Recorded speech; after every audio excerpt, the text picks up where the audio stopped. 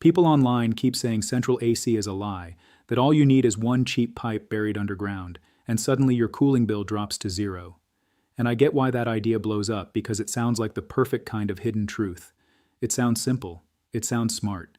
It sounds like the kind of thing that makes you wonder why every house in America doesn't already have it. But here's the twist.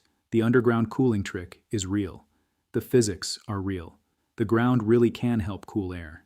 But the viral version of this story is doing what viral versions always do. It takes a real idea, strips away the limits, ignores the safety issues, and sells the weakest version of the technology as if it can replace a real air conditioning system. PNNL's Building America guidance says earth tubes can provide legitimate cooling or ventilation pre-cooling, but their application is limited and they have not proven to be a consistently effective or economic alternative to other cooling methods. And that matters, because cooling is not some tiny edge case in home energy use. The U.S. Energy Information Administration says air conditioning accounted for 19% of residential site electricity use in 2020. And DOE says an average-sized home can use more than 2,000 kilowatt hours of electricity per year just for air conditioning. So if there really were a cheap buried trick that replaced central AC, that would be a massive deal. So in this video, I want to do three things. First, I want to show you what this underground pipe system actually is. Second, I want to show you where it really works and where it absolutely does not. And third, I want to show you what actually cuts cooling bills better than the viral version of this idea. Because the truth here is way more useful than the clickbait. Let's start with the part almost everybody gets wrong. What the internet is usually describing is something called an earth tube. That's basically a buried pipe that outdoor air passes through before entering the house. As that hot air travels through the underground tube, some of its heat moves into the surrounding soil, so the air coming out can be cooler than the air that went in. That part is real. PNNL describes earth tubes as a legitimate way to cool or pre-cool ventilation air using the ground as the cooling source. And the reason it works is pretty intuitive. A few feet below the surface, the earth is much more thermally stable than the outdoor air. The Department of Energy says geothermal heat pumps take advantage of the ground temperature, which is more stable than outdoor air in most climates, and use that steadier temperature for heating and cooling. But here's the critical distinction. An earth tube is not the same thing as a geothermal HVAC system. That distinction is everything. An earth tube is just a buried air path. A geothermal heat pump is a full mechanical system. It uses buried loops and a heat pump to move heat in or out of the home much more powerfully and much more controllably than a simple air pipe in the dirt. DOE says geothermal heat pumps can heat, cool, and sometimes provide hot water, and that compared with air source heat pumps, they are quieter, more efficient, longer lasting, and less dependent on outdoor temperature swings. So when somebody online says, "Why doesn't everyone just bury one cheap pipe and get free AC?" What they're doing is quietly blending together two totally different ideas. They take the real physics of ground-coupled cooling, then they borrow the performance reputation of geothermal, and they attach all of it to one plastic pipe.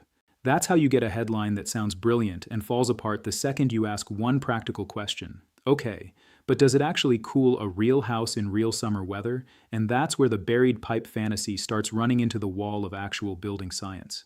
Because an earth tube does not give you magical cold air.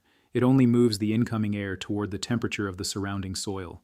And even that depends on a bunch of things people almost never mention. How deep the tube is buried, how long it is, how much surface area it has, how fast the air is moving through it, how shaded the ground is above it, and what climate you're in.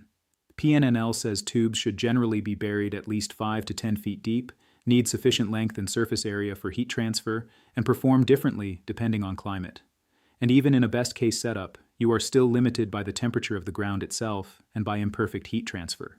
PNNL says an ideal earth tube could only provide air as cold as the earth temperature at its burial depth, and in real summer operation, the delivered air can easily end up 15 degree stirrers or more above the local annual average soil temperature.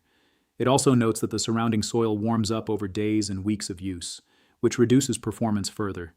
That means cooler than outside is not the same thing as air conditioner cold, and that difference is huge. Because real air conditioning is not just about making hot air somewhat less hot. It's about delivering controlled indoor comfort, dealing with changing loads, and especially managing humidity. PNNL's guidance on passive and low-energy cooling says these approaches can work alongside mechanical AC, replace AC during part of the season, or serve as backup cooling, but local climate strongly affects whether they are practical. Dry climates generally offer more passive cooling options than humid climates, and cooler climates offer more opportunity than hotter climates.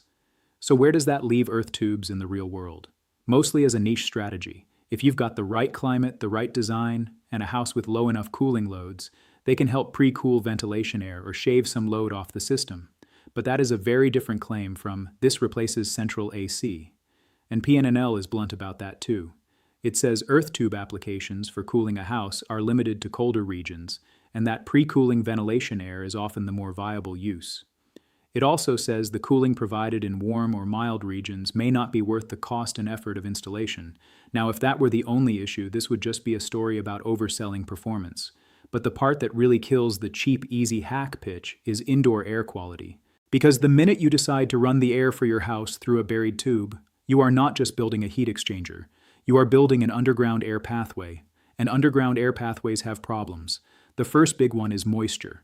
PNNL warns that humidity and air quality are concerns with earth tubes because the relative humidity of the air rises inside the tubes, potentially creating an ideal environment for mold and mildew. It recommends outlet filtration and well-sealed tubes, which tells you right away this is not a carefree backyard trick. CDC's guidance on mold is simple and worth repeating. If mold is growing in your home, you need to clean it up and fix the moisture problem. That is exactly the kind of sentence that should make you nervous when someone is pitching a damp underground duct like it's a universal life hack. And then there's the second problem, radon. EPA says radon comes from the natural decay of uranium and radium in nearly all rocks and soils, moves up from the ground into buildings through openings, and that all homes should be tested because you can't see or smell it. PNNL specifically flags radon intrusion as an added concern with earth tubes and says the tubes must be well sealed. That changes the whole tone of the conversation, because now the question is not, can I bury a cheap pipe? Now the question is, can I build and maintain a healthy underground air system with proper sealing, filtration, drainage, humidity control, and radon awareness? And that is a much more serious question. So if the cheap buried pipe is not the miracle, what actually gives people the biggest cooling wins? Usually, the boring stuff first. DOE and PNNL both point in the same direction here. Before you obsess over exotic cooling, reduce the heat load. PNNL's extreme heat guidance says the first step is to minimize heat gain to the house, especially solar gain through windows, roofs, and walls. It also recommends strategies like shading, fans, cool rooms, and reducing internal heat sources so occupants can stay safe and comfortable even when AC is limited or unavailable. That is not as flashy as a buried pipe, but it is often more powerful. Because if your house is soaking up solar heat all day, leaking conditioned air through bad ducts, and dragging hot attic air through the system, then no secret trick is going to save you until you fix the basics. And once you do want a serious ground-based cooling system, the real upgrade is geothermal, not an earth tube. Geothermal. DOE says geothermal heat pumps use the stable temperature of the ground for efficient heating and cooling, and a DOE guide says geothermal systems can reduce energy consumption by roughly 25% to 50% compared with air source heat pump systems. But DOE also says they are expensive to install and pay for themselves over time rather than upfront. That is the honest version of the "use the earth to cool your house" story. Yes, the ground can absolutely be part of a high-performance cooling system. But the version that really delivers is not a $5 miracle. It is a designed HVAC system with buried loops, equipment, engineering, and real installation cost. And for a lot of homeowners, the practical middle ground is not underground at all. It is a mini-split. DOE says ductless mini-split heat pumps are excellent for retrofits, room additions, and efficient new homes where full ductwork is not practical. DOE also notes that duct losses can account for more than 30% of energy consumption for space conditioning, especially when ducts are in unconditioned spaces like attics. PNNL adds that a small single-zone mini-split can be a very effective way to provide emergency cooling with a low power draw. And that right there is why a lot of viral, hidden technology videos miss the point. They are hunting for one weird trick, but buildings do not work like that. The best cooling strategy is usually layered. First, reduce the heat coming in, then reduce losses.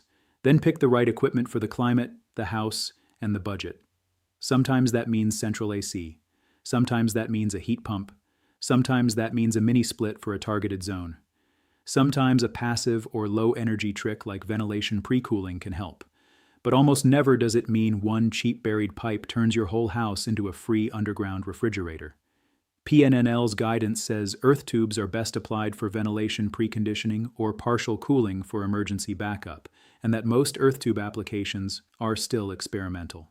So here's the clean verdict. The underground cooling pipe is not fake. The principle is real. The problem is the promise.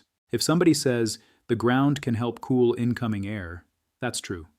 If somebody says a simple earth tube can reduce part of your cooling load in the right climate, that can be true too. But if somebody says central AC is a lie and one $5 pipe can replace it, that is where the story stops being clever and starts becoming misleading. PNNL's own summary is basically the reality check. Legitimate concept, limited application, mixed results, and best used as a niche preconditioning or partial cooling tool rather than a universal replacement. So the real hidden truth here is not that they buried this, it's that people did study it, they did test it, and the answer they got was much less dramatic than the internet wanted. Interesting idea. Real physics, useful in some cases, wildly oversold in headline form, and that is the difference between a smart hack and a smart house. If you want, I can also turn this into a YouTube-ready version with on-screen B-roll cues, emphasis beats, and thumbnail cold open notes.